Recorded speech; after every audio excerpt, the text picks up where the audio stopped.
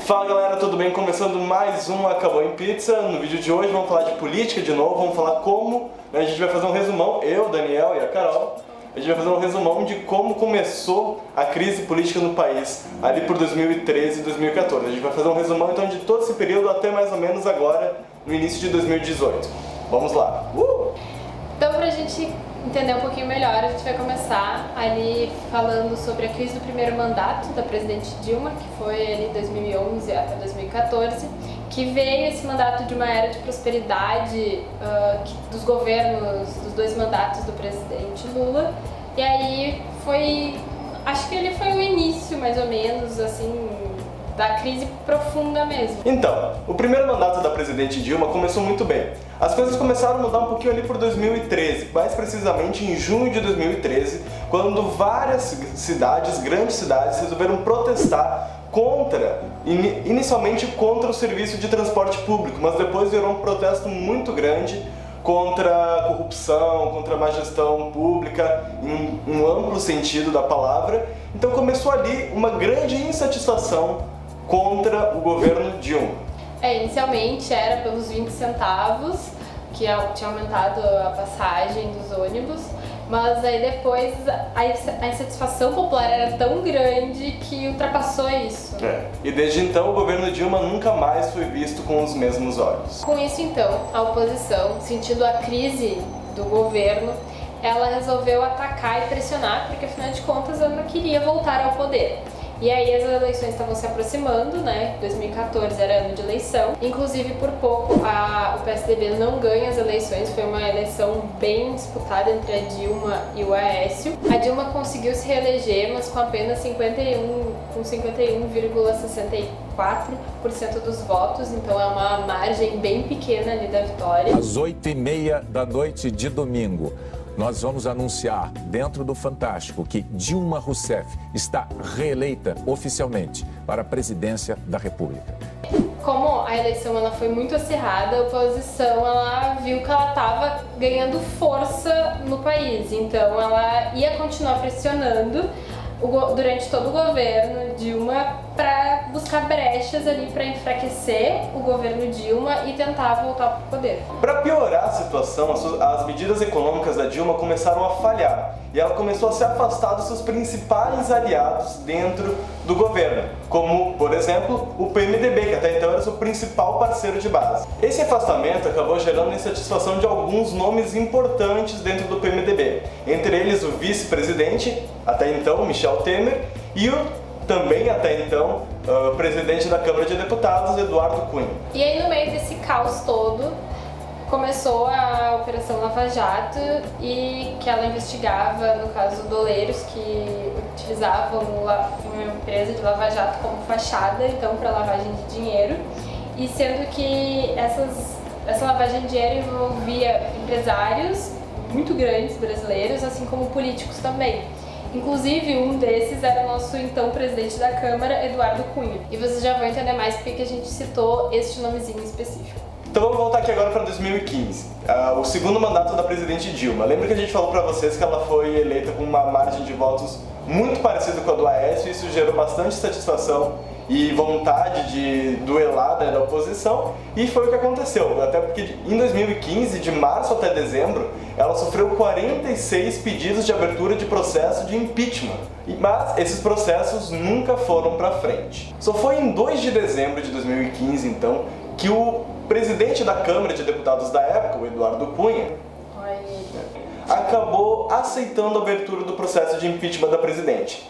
Isso aconteceu horas depois do então líder do PT na Câmara, Cibá Machado, anunciar que votaria a favor da cassação de Eduardo Cunha, uma vez que ele estava sendo investigado aonde?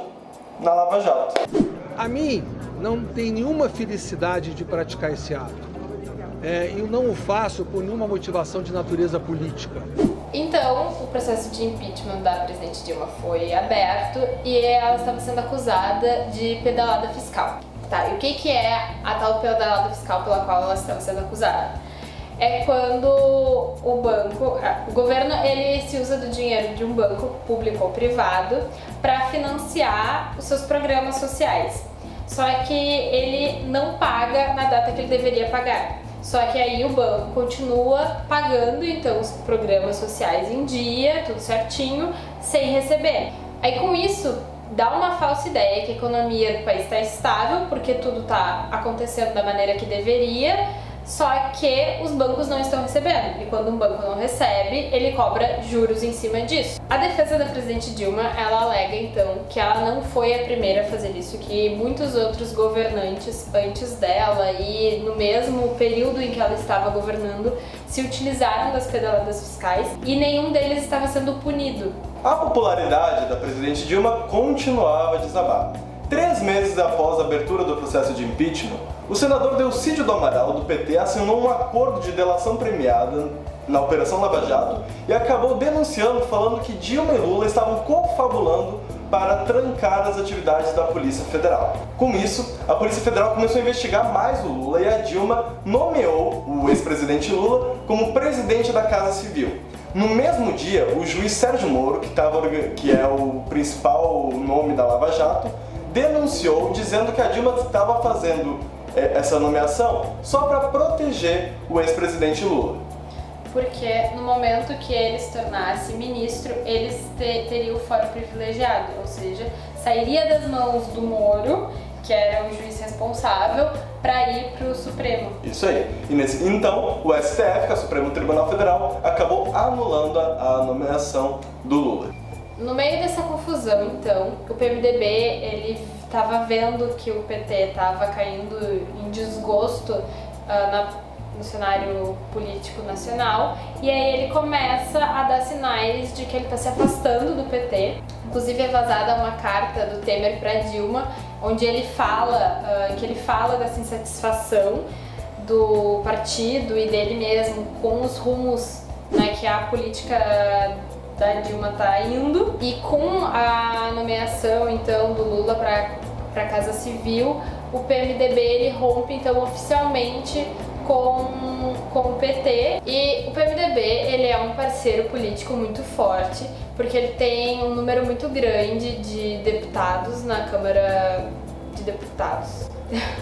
E isso enfraquece muito o PT no cenário político, fazendo então com que a pressão em cima do PT aumente muito. E aí então, um mês depois, acontece então a votação do impeachment da presidente Dilma. E aí o que se viu, na verdade, foi uma vergonha nacional, porque os deputados, eles, quando iam na tribuna para votar, eles falavam que era por Deus, pela família, pela paz de Jerusalém, mas eles não deixavam claro que eles estavam votando pela presidente Dilma ter cometido um ato ilícito ou não. Nós encaminhamos, em nome do Brasil, minha mãezinha, dos meus filhos, dos meus amigos do Solidariedade, esse povo querido que vota sim, nós votamos sim, e quem vota sim, coloca a mão pra cima, coloca a mão pra cima. E aí o processo foi aprovado, o impeachment foi aprovado, no caso, na Câmara, e passou para o Senado, e aí a presidente Dilma foi afastada, então, pelo período de 180 dias. Dentro desse período, então, o presidente interino era o Temer. Nesse meio tempo também, o Eduardo Cunha renunciou à presidência da Câmara, porque ele estava sendo muito pressionado e estava sendo investigado, realmente as investigações estavam fechando o cerco em cima dele. E aí depois também o impeachment foi votado no Senado, ele foi aprovado, e aí então a presidente Dilma ela foi empichada e o Temer ele se tornou oficialmente o presidente da República. Depois disso, houve um leve momento de calmaria, né, enquanto Michel Temer como presidente, mas a crise política não tinha chegado ao fim. Em 2016, o Eduardo Cunha foi preso. Nesse mesmo período aí, o senador Romero Jucá e Sérgio Machado tiveram áudios vazados, onde eles indicavam que a saída da Dilma, na verdade, era um plano para tentar estancar a sangria da Polícia Federal. Eles chamaram de um grande acordão nacional para que as investigações acabassem.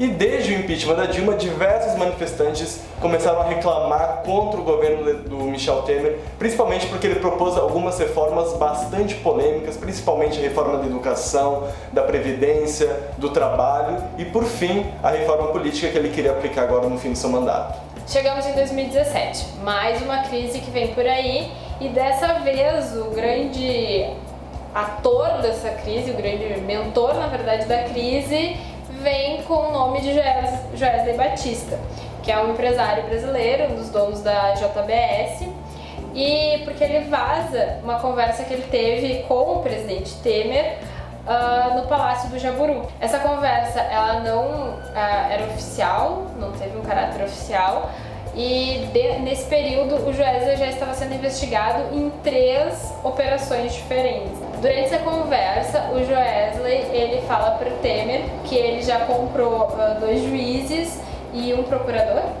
Isso, que ele está segurando 2 juízes e que comprou um procurador e que, além disso, está mantendo boas relações com o Eduardo Cunha, né? Que já tinha sido preso no ano anterior. E aí, quando o Joesley fala isso pra ele, o Temer responderia dizendo: ah, tem que manter isso, viu? Tô de bem com o Eduardo. Tem que manter isso. O outro ponto da conversa é o deputado Rodrigo Rocha Loures, onde o Temer diz que o Joesley pode procurar o deputado, então, para qualquer coisa que ele precise, eventualmente. Sendo que este deputado em questão é um que foi flagrado saindo de um restaurante com uma mala contendo apenas R$500 mil. Aí, o Joesley e seu irmão Wesley delataram vários políticos, entre eles o Aécio Neves, que estava concorrendo à presidência lá em 2014 do PSDB. O Aécio foi flagrado pedindo R$2 milhões para Joesley para tentar se defender nas operações Lava Jato. Pra que tanto dinheiro, Aécio? Ele disse que o dinheiro tinha que ser entregue a alguém de confiança, alguém que eles pudessem matar antes de fazer a delação. Nesse processo, o Aécio foi afastado do seu mandato de senador e a sua irmã, Andréia Neves, foi presa. É importante a gente lembrar que desde o processo de impeachment se criou uma espécie de divisão nacional entre pró e contra o impeachment.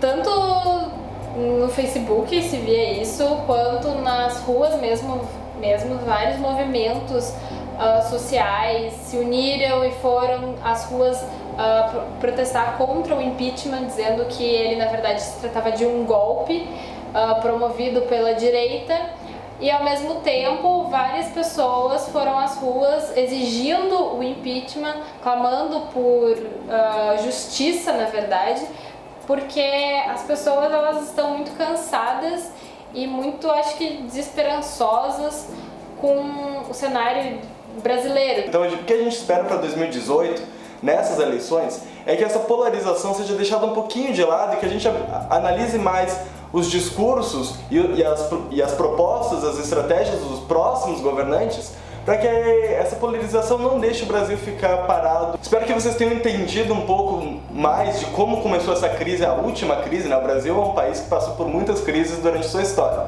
mas essa última crise, qualquer dúvida, qualquer comentário, qualquer adição de fatos, por favor, deixe aqui no comentário que a gente vai responder. Por favor, comentem aqui quais pontos que vocês acham que contribuíram para a crise, quais soluções vocês pensam, enfim, a gente quer ouvir a opinião de vocês também. Isso aí, compartilhem para os seus amigos, compartilhem para sua família. Fica de olho por aí que tem mais Acabou em Pizza durante a semana, e tem mais Acabou em Pizza no Facebook, tem mais Acabou em Pizza no Medium, no Instagram. Em todos os lugares, nos sigam em todas as redes sociais. Se inscrevam, compartilhem, a gente precisa de ajuda. Tchau, gente. Obrigado. Beijo.